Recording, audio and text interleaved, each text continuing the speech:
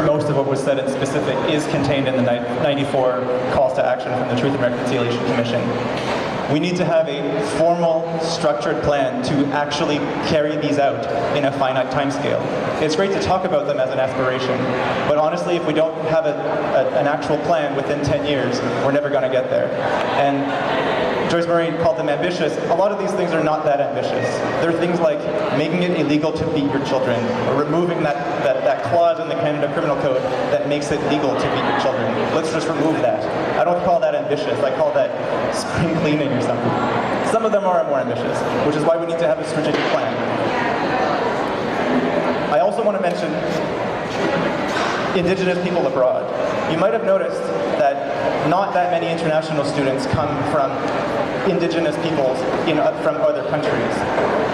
That's because there's international barriers as well to access in Canada. Canadian mining companies today are involved in bulldozing of Indigenous communities in Central America to get access to minerals that we don't let them mine here because they would cost them too much because we have human rights here and such.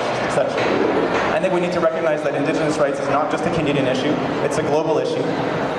And we have to keep our companies and our own country's international behavior in check in that respect.